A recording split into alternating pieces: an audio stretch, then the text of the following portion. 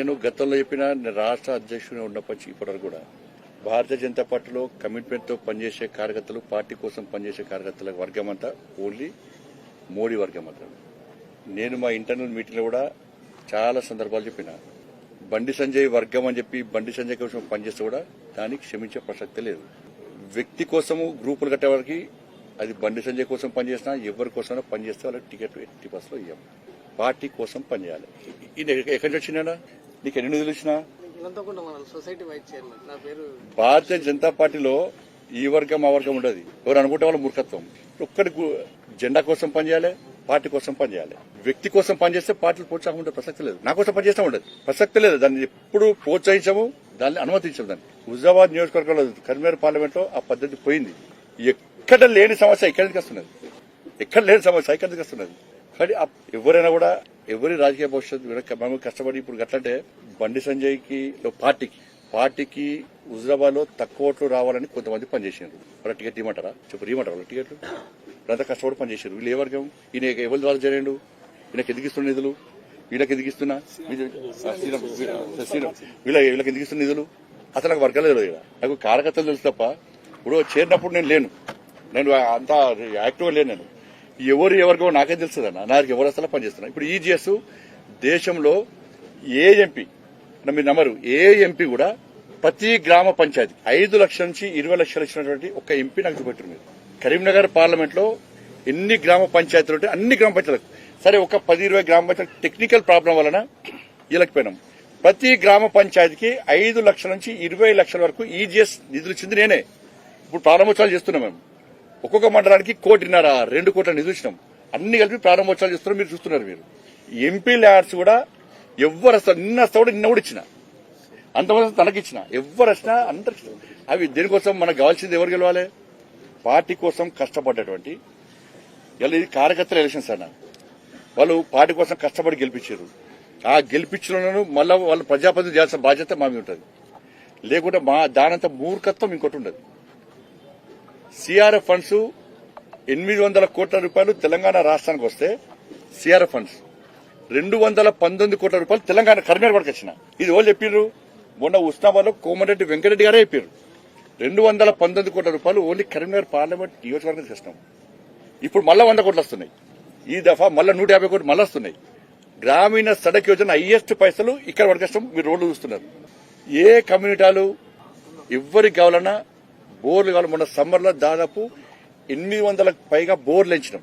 Summer లో తండాలలో అక్కడ ఇక్కడ మొత్తం బోర్లు, ఎవ్వరు బోర్లు అడుగుతానికి ఇష్టం. ఇక్కడ ఎవ్వరు అడుగుతానికి ఇష్టం. బోర్లు ఎవ్వరికి బోర్లు ఎవరికి వస్తాం అంటే ఈ వర్గానికి బోర్లు చేయదు, ఈ వర్గాన్ని బోర్లు చేయాలనుకున్నాం. నాకు ఏ వర్గం నాకే తెలియదు.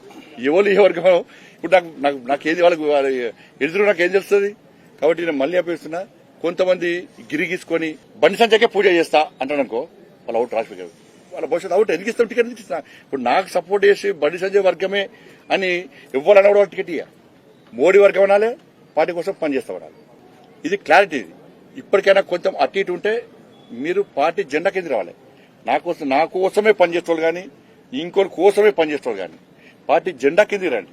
ఒక జెడ్పీటీసీ టికెట్ ను సగం పంచే మనం దాన్ని సర్వే చేస్తున్నాం.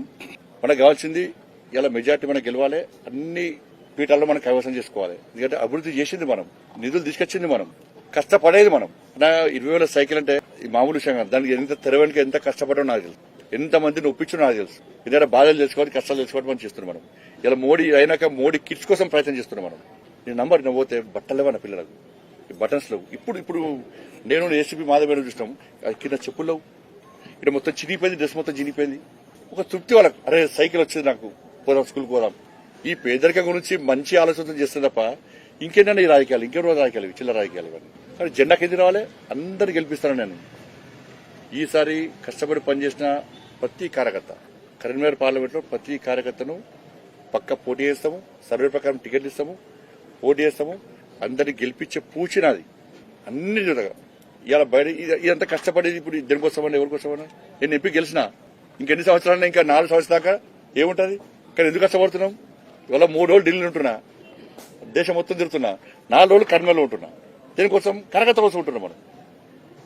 కానీ ప్రజల్లో కూడా ఒక మంచి సందేశం, కూడా విశ్వాస నమ్మకం ఉండాలని చెప్పి ఒక ఆలోచనతో మాత్రమే ఇది చేస్తున్నాం తప్ప ఇవన్నీ బంద్ చేయాలి. ఎవ్వరు చేసినా పని చేయాలి. దీన్ని ఎవ్వరు సహించరు. మీ మీడియా సోదరులకు కూడా దయచేసి విజ్ఞప్తి చేస్తున్నా, మాకు సహకరించండి. ఇటువంటి న్యూస్ రాయకూడదు. మీరు మీ చేతులు ఖరాబ్ అవుతాయి, మీ మైండ్ ఖరాబ్ అవుతుంది. ఆ ట్యాబ్లో కొట్టి మీ చేతులు కూడా ఖరాబ్ అవుతాయి. దేనికోసం దాంతో ఏమవుతుంది? ఇప్పుడు సైకిల్ వంచడం రాయండి, ఇంకా సైకిల్ వంచాలని రాయండి, ఇంకా సమస్యలు ఇది కావాలని రాయండి. మరి మీరు అందరు సహకరిస్తేనే మేము ముందుకు పోతాం కానీ ఇప్పుడు నా కోసం రాయకూరి కార్యకర్తలు కష్టపడ్డారన్న. భారతీయ జనతా పార్టీ ఎంపీని నేను. దక్షిణ భారతదేశంలో మొట్టమొదటిసారిగా ప్రచారం జరిగితే నరేంద్ర మోడీ గారే స్వయంగా వచ్చి నా ఎలక్షన్ ప్రచారం చేసిన విషయం మీకు తెలుసు. గా అడ్డ ఇది పార్టీకి ఊపిరి పోసే అడ్డ, నాయకులకు స్ఫూర్తినిచ్చే అడ్డ, రేపటి గెలుపుకు సంకేతం ఇచ్చే అడ్డ ఇలా షామిల్పేట అడ్డ. దాన్ని పట్టుకొని వాడు సైకోనా, శాడిస్టా, వాడు మనిషా, పశువా, వాడు ఏ పార్టీలో ఉన్నాడు, వాడు ఎవరి అండతో ఆ ధైర్యం చేస్తున్నాడు, వాడిని ఎంచుకోవాలి. కానీ బీ కేర్ఫుల్ కొడుక, బీ కేర్ఫుల్. మేము శత్రువుతో కొట్లాడతాం కానీ కడుపుల కత్తులు పెట్టుకొని కావలించుకునే సంస్కృతి మా రక్తం లేదు కొడుక, నా రక్తం లేదు. ఇవాళ మీరు ఎవడెవడు సోషల్ మీడియాలో పెడుతున్నారో, ఏమేమి రెచ్చగొడుతున్నారో, ఏమేమి చేస్తున్నారో మొత్తం పైకి పంపించే ప్రయత్నం చేస్తా. నేను అనుకుంటున్నా సంస్కారం ఉందని, సభ్యత ఉందని ఇట్లాంటి వాటిని అరికడతానని చెప్పి భావిస్తున్నా. అరికట్టకపోతే నష్టపోయేది ఎవరో అర్థం చేసుకోండి. మీరు నష్టం మాకు కాదు, మాకేం తక్కువ ఉంది? అసలు మీరు ఎవరు? అసలు నీ శక్తి ఏంది, నీ యుక్తి ఏంది, నీ చరిత్ర ఏంది, మా చరిత్ర ఏదిరా? 2002లో వచ్చిన నా జిల్లాకి 2 సార్లు నేను జిల్లా పార్టీ అధ్యక్షుడిగా పనిచేసిన, నేను 2 సార్లు జిల్లా మంత్రిగా పనిచేసిన. నేను నా అడుగు పడని గ్రామాలు లేవు కరీంనగర్ జిల్లాలో. ఉమ్మడి కరీంనగర్ జిల్లాలో నా అడుగులు పడని గ్రామాలు లేవు. ఉమ్మడి కరీంనగర్ జిల్లాలో నేను కరీంనగర్లో ఉంటే పొద్దున ఉదయం పొయ్యి ముట్టిస్తే రాత్రి 12 గంటలకు కూడా ఆ పొయ్యి ఆరిపోయేది కాదు. ఒక్క హుజరాబాదు, ఒక కమలాపూర్ వచ్చిన వాళ్ళు కాదు బిడ్డ, మొత్తం కరీంనగర్ జిల్లా మొత్తం వచ్చేది. పక్క పంటున్న జిల్లాలు కూడా అప్పుడప్పుడు వచ్చిపోయేది. ఇవాళ నేను 2 సార్లు 40 ఫ్లోర్ లేదని చెప్తున్నా అంటే నాకు తెలియని జిల్లా ఉంటుందా? నేను పోని మండలం ఉంటుందా? నేను మాట్లాడినటువంటి జాతులు ఉంటాయా? మీకు మా చరిత్ర తక్కువ తెలుసుకోడుకా, మీ చరిత్ర మీకు తక్కువ తెలుసు. నేను ఆర్థిక మంత్రిగా ఉన్నాడు 110 కులాలు 120 కులాలు ఉంటే అనేక కులాలకి పాపం ఇప్పటిదాకా వాళ్ళకు ఎమ్మెల్యేలు కాలేదు, ఎంపీలు కాలేదు, వాళ్ళు గుర్తించిన పాపన పోతలేరు, వాళ్ళకు కుల సర్టిఫికేట్ లేవని చెప్పి నన్ను ఎవరు కోరలే. నేనే ఒక 40 రోజుల పాటు 40 డేస్ యావత్ తెలంగాణ అన్ని కుల సంఘాల నాయకులతో భాజపా అసెంబ్లీలో మీటింగ్లు పెట్టి, నేనే వాళ్ళకు భోజనాలు పెట్టి, నేనే మీకు లీడర్ని, మీ సమస్యల పరిష్కారం కోసం ఉన్న బిడ్డనని చెప్పిన నేను 40 రోజుల పాటు ఆ పనిచేసిన. 40 రోజుల పాటు అన్ని సమస్యలు తెలుసుకున్న తర్వాత నేను ఒక బీసీ కాంక్లేవ్ అని చెప్పి బీసీ పార్లమెంట్ సభ్యులను, బీసీ శాసనసభ్యులను, బీసీ శాసన మండలి సభ్యులను, ఆనాడు మా స్పీకర్గా ఉన్న మత్స్వనాచారి గారిని, ఆనాడు కౌన్సిల్ చైర్మన్ ఉన్నటువంటి స్వామి గౌడ్ గారిని, మంత్రులందరితో ఒక మీటింగ్ పెట్టిన. 3 రోజుల పాటు పెట్టాను నేను. ఈ నోరు లేని వాళ్ళకు మనం దిక్కు కావాలి. తెలంగాణ రాష్ట్ర ఏర్పాటు కేవలం భౌగోళికమైంది కాదు. తెలంగాణ రాష్ట్ర ఏర్పాటు ఈ జాతులకు స్వేచ్ఛ కావాలి, ఈ జాతులకి ఫలితం అందాలనేటువంటి సంకల్పంతో ఉన్నది. కాబట్టి మనం వీళ్ళ కోసమే చేయాలని చెప్పి 3 రోజుల పాటు చర్చించాం మేము. దాని ఫలితమే 250 రెసిడెన్షియల్ స్కూళ్ళు ఇవాళ బీసీ రెసిడెన్షియల్ స్కూల్ వచ్చినాయి. దాని ఫలితమే ఇవాళ ఎస్సీ రెసిడెన్షియల్ స్కూల్ కూడా ఎక్కువ వచ్చినాయి.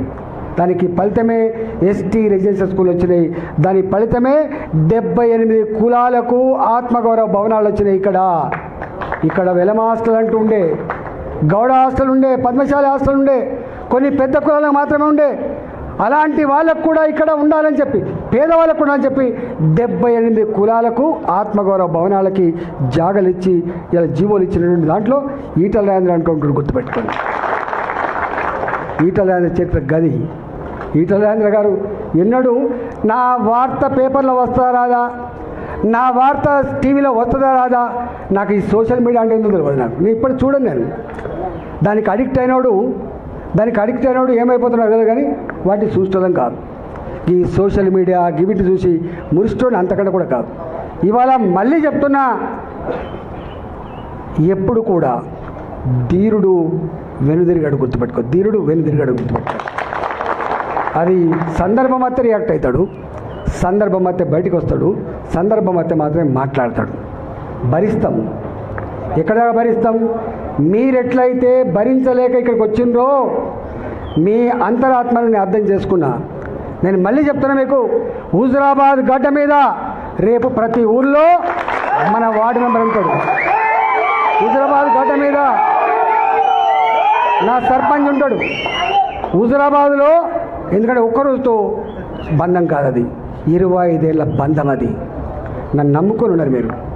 2021లో గన్ని వందల కోట్ల రూపాయల ప్రలోభాన్ని అడ్డుకొని అన్న కోసం నిలబడ్డోళ్ళు మీరు, అన్న కోసం నిలబడ్డోళ్ళు మీరు. మిమ్మల్ని నేను చాలాసార్లు చెప్తా, కాళ్ళు కడిగి నెత్తిలో పోసుకున్న హుజురాబాద్ ప్రజలు రుణం తీసుకోవాలని చెప్పి స్టేట్మెంట్ ఇచ్చాను నేను. ఆ ప్రజల మీద సంపూర్ణమైన నమ్మకం ఉన్నోడు నేను, ఆ ప్రజల మీద సంపూర్ణమైన విశ్వాసం ఉన్నవాడిని. కాబట్టి మీరు నిజంగానే ఇవాళ ప్రజలు బాధపడుతుంటారు. కాబట్టి నాకు ఇక్కడ పని ఉన్నమాట వాస్తవం, కానీ తప్పకుండా ఇక్కడ నాకేం ఎలక్షన్ లేవు, లోకల్ బాడీ ఎలక్షన్స్. నాకున్న లోకల్ బాడీ ఎలక్షన్సే హుజురాబాద్ ఎన్నికలు, గుర్తుపెట్టాను.